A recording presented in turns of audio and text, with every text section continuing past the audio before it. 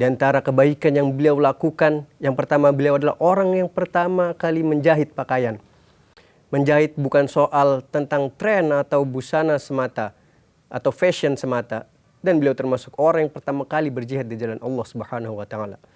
Dan yang ketiga, yaitu Nabi Idris alaihissalam merupakan orang yang pertama menggunakan pena atau pulpen. Maka dengan segala prestasi yang dicapai oleh Nabi Idris, Allah menempatkan Nabi Idris di tempat yang mulia.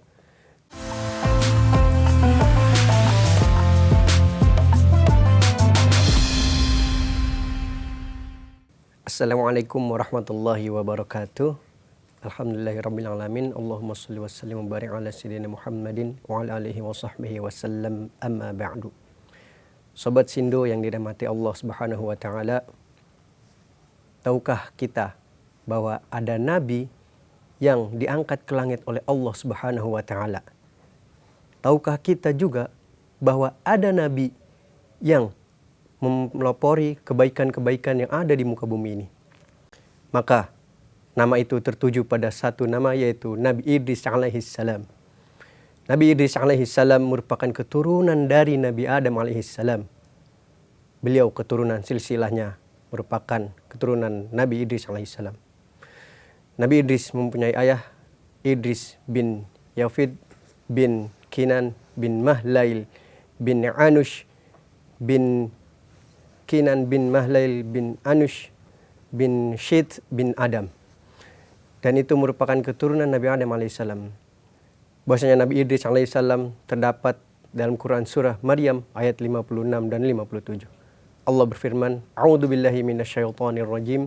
Bismillahirrahmanirrahim. Wadhkur fil kitabi Idris innahu siddiqan nabiyya. Dan ingatlah, kisahkanlah kisah Nabi Idris yang ada di dalam Quran.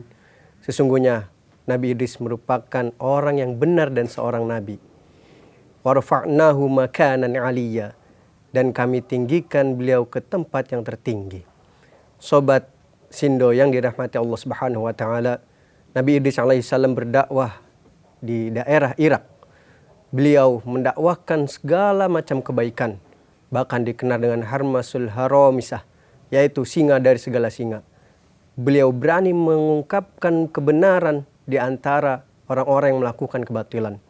Di antara kebaikan yang beliau lakukan, yang pertama beliau adalah orang yang pertama kali menjahit pakaian. Menjahit bukan soal tentang tren atau busana semata atau fashion semata, tapi menjahit pakaian merupakan sarana untuk kita menutup aurat. Dan sampai detik ini kita masih melakukannya. Banyak fashion-fashion yang terkenal itu menjahit bajunya dan kemudian dipakai oleh orang-orang banyak. Kemudian yang kedua, Nabi Idris adalah orang yang pertama menunggangi kuda.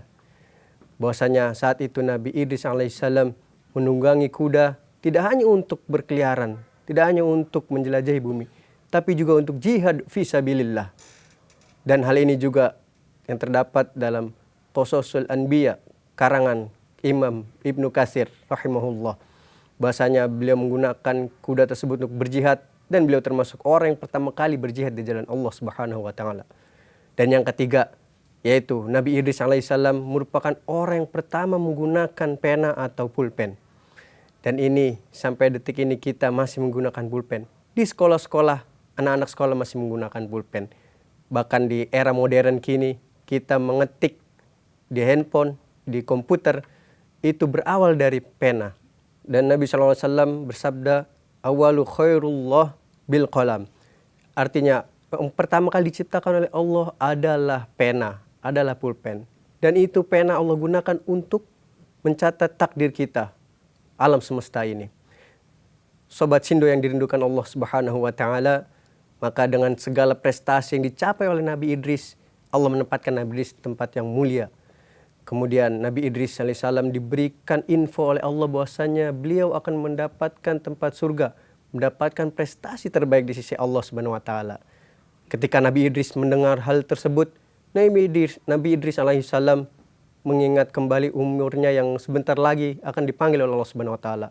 Maka beliau bergumam ingin meminta perpanjangan umur agar kebaikannya lebih diterima, lebih luas diterima oleh kalangan masyarakat pada saat itu.